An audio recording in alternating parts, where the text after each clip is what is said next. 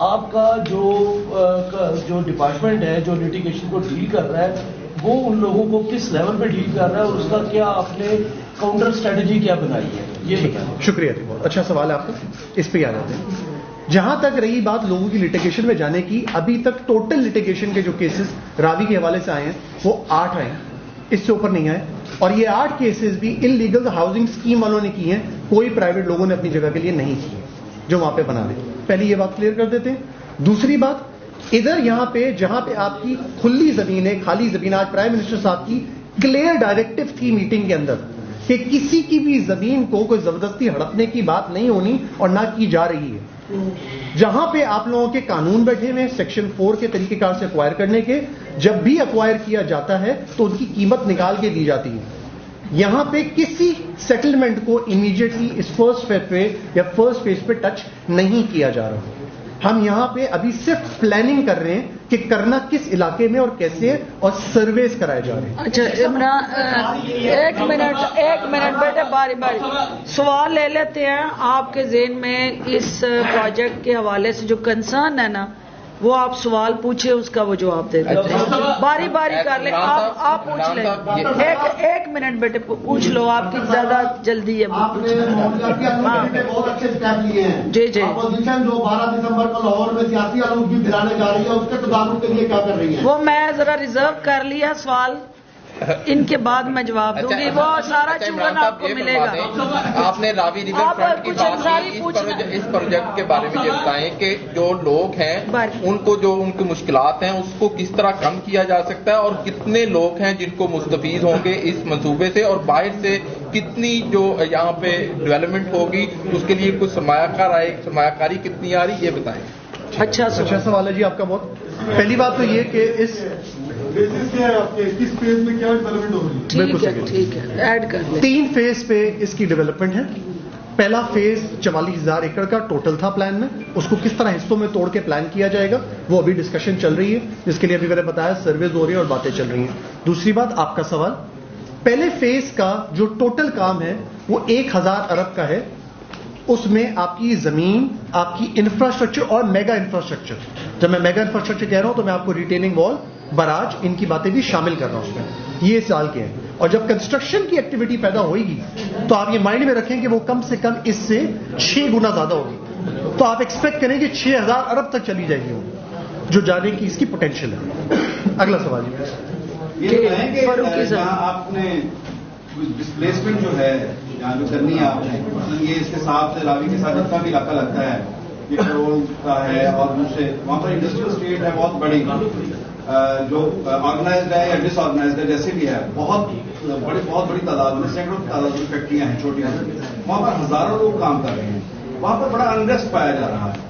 آپ انہیں کس طرح سے ریلوکیٹ کریں گے اور کس جگہ پر انہیں کیا پلان دیا ہے، انہیں معاوضہ کیا دیں گے، اور اوور آل جتنی بھی ڈسپلیسمنٹ ہوگی اس کا آپ نے کیا تخمینہ لگایا ہے کہ کتنا لوگوں کو پیسہ دینا پڑے گا؟ شکریہ جناب. یہ بھی اچھا سوال ہے. پہلی بات یہاں پہ یہ کر لیتے ہیں کہ انیشلی پہلے اسٹیپ پہ جب یہ کام شروع کیا جائے گا تو ری سیٹلمنٹس کی طرف ہم امیڈیٹلی موو نہیں کریں گے. پہلے ہم خالی جگہ کی طرف موو کریں گے. ری سیٹلمنٹ کی بات بعد میں کی جاتی ہے ہمیشہ.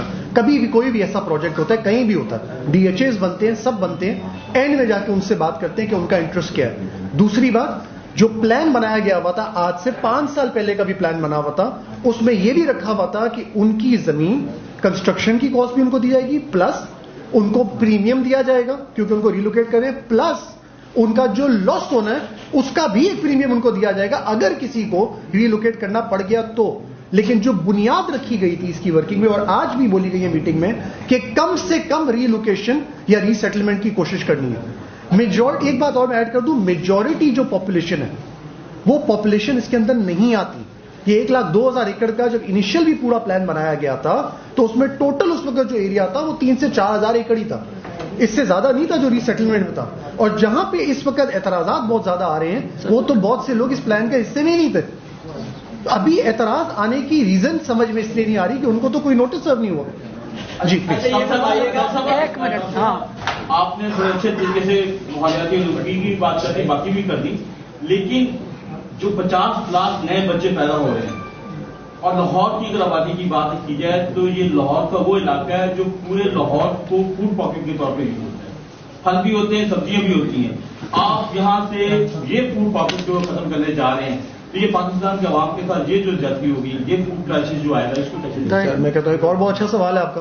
پہلے یہ بتائیں, اگر پانی نہیں ہوگا تو اگائیں گے کیا؟ پانی بچا رہے ہیں آپ, آنے والے وقتوں میں پانی ختم ہونے جا رہا ہے سر. یہ نمبر 1 بات سمجھے پلیز. زمین کے اوپر آپ گھر بنا دیں گے یا تو زمین اس کے اندر ہی, اسی کے اندر اگر آپ اس کی فیزیبلٹی کو اسٹڈی کریں تو اس کے اندر ایک ایکو سٹی پرپوز کی گئی ہے جہاں پہ اربن فارمز بھی بن رہے ہیں اور جہاں پہ آرچرڈز اور لیچی کے درخت اور باغات بہت سے اس کے اندر انہوں نے کور کر دیا تاکہ ان کو ہٹانا نہ پڑے, پارٹ بنا لیا جائے اس کا. آپ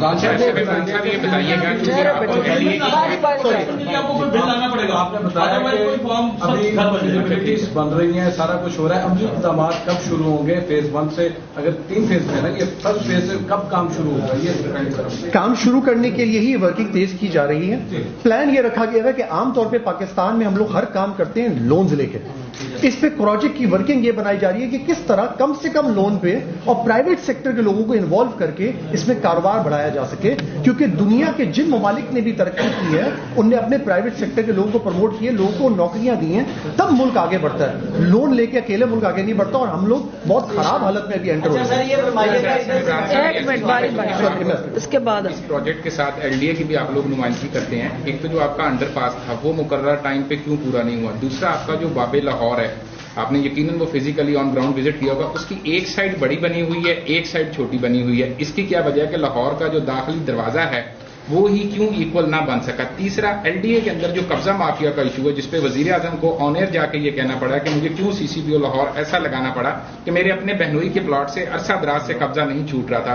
اور آپ کو بھی پتا اتنا عرصہ آپ کو LDA میں ہو گیا کہ LDA کے افسران کی ملی بھگت کے بغیر کسی پلاٹ یا کسی سوسائٹی میں یہ کام نہیں ہو سکتا. تینوں باتوں کو لے لیتے ہیں ایک ایک کر کے. پہلی بات ہم پکڑ لیتے ہیں, آپ نے پہلی بات کی تھی